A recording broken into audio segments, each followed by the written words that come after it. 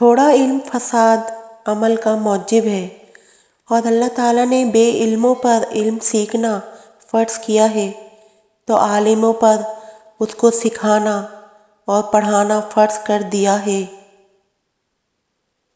بہترین علم وہ ہے جو نفع اور فائدہ پہنچائے، اور اچھی نصیحت وہ ہے جس کے طفیل آدمی برے کاموں سے باز آ جائے۔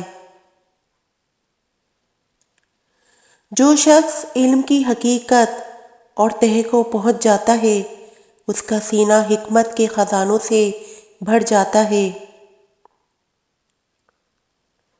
علم حاصل کرو کیونکہ اس کی بدولت مشہور و معروف ہو جاؤ گے، اور اس پر عمل کرو تاکہ علم کے زمرہ میں داخل ہو جاؤ۔ علم وہی انسان حاصل کرتا ہے جو ایک زمانے تک اس کی تحصیل میں لگا رہتا ہے۔ ہر ایک چیز کا دستور ہے کہ جب وہ اتر جائے اور کم ہو جائے تو اس کی عزت ہوتی ہے، مگر علم جتنا زیادہ ہو اتنی ہی اس کی زیادہ قدر ہوتی ہے۔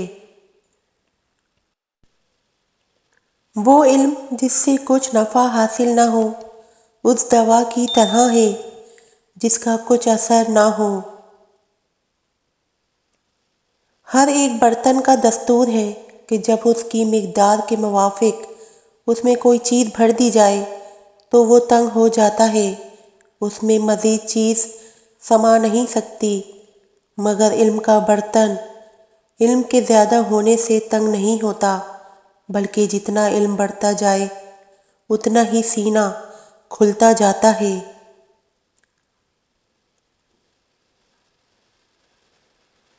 جسے اللہ تعالیٰ نے علم دیا ہے وہ سیدھی راہ پر چلتا ہے، اور جو سیدھی راہ پر چلتا ہے وہ نجات پاتا ہے۔ بے شک اللہ تعالیٰ دنیا کا مال و متاع اپنے دوستوں اور دشمنوں سب کو دیتا ہے، مگر علم صرف ان کو عطا فرماتا ہے جو اس کے خاص بندے ہیں۔ علم جتنا عمل کرنے سے بڑھتا ہے اتنا اور کسی چیز سے نہیں بڑھتا، اور جو شخص احسان کرنے میں بخل کرتا ہے اس نے حقیقت ایمان کو نہیں سمجھا۔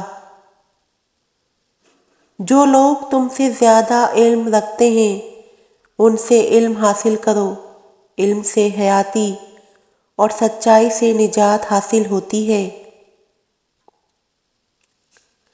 بہترین علم وہ ہے جس کے ساتھ عمل ہو، اور بہترین کلام وہ ہے جسے سننے والے کو ملال اور بوجھ نہ ہو۔ جب آدمی کا علم زیادہ ہو جاتا ہے تو اپنے نفس کی پوری خبر گیری کرتا ہے اور اس کو سدھارنے اور سنوارنے میں پوری کوشش صرف کرتا ہے۔ تمہارے علم کا تم پر یہ حق ہے کہ اسے ایسے لوگوں کے پاس بیان کرو جو اس کے اہل اور مستحق ہوں، اور جو لوگ اس کے لائق اور اہل نہ ہوں ان کے پاس اسے کبھی بیان نہ کرو۔